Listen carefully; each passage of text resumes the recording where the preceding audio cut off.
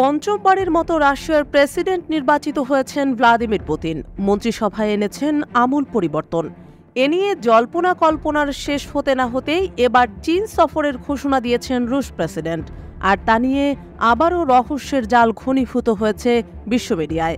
গত মার্চে প্রেসিডেন্ট নির্বাচিত হয়েছেন পুতিন, শপথ নিলেন কিছুদিন আগেই।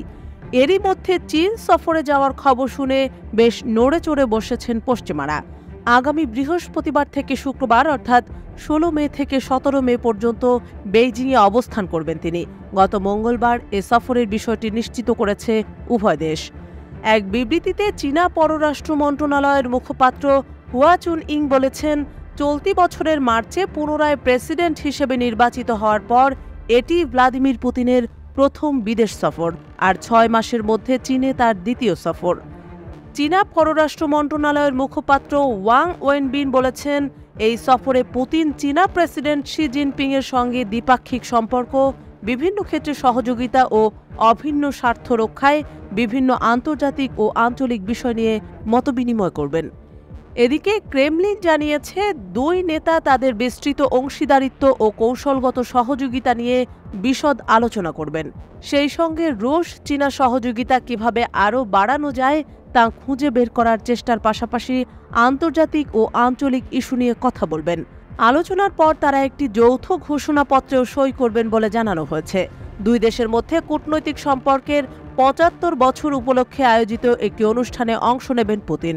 পরে তিনি চীনের প্রধানমন্ত্রী লি কিয়াংয়ের সঙ্গে দেখা করবেন ও একটি বাণিজ্য বিনিয়োগ প্রদর্শনী দেখতে চীনের উত্তর পূর্বাঞ্চলীয় শহর হারবিনে ভ্রমণ করবেন।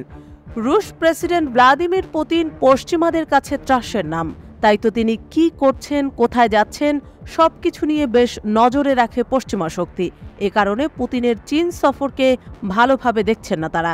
পশ্চিমা বিশ্লেষকদের মতে, ইউক্রেনে সামরিক অভিযান শুরু করার পর থেকে যুক্তরাষ্ট্র ও তার মিত্র দেশগুলোর সিরিজ নিষেধাজ্ঞা থেকে বাঁচতে চীনের উপর অনেক বেশি নির্ভরশীল হয়ে গেছে রাশিয়া। তবে চীন ও রাশিয়া কোনো দেশই পশ্চিমাদের সমালোচনাকে আমলে নিচ্ছে না, বরং মস্কোর সঙ্গে সম্পর্কের বিষয়ে পশ্চিমা সমালোচনাকে প্রত্যাখ্যান করেছে বেইজিং এবং উভয় দেশের মধ্যে সীমাহীন অংশীদারিত্বর প্রশংসা করেছে জিনপিং প্রশাসন। এদিকে কার্নেগি রাশিয়া ইউরেশিয়া সেন্টারের পরিচালক আলেকজান্ডার গাবুয়েভ বলেছেন উল্টো কথা।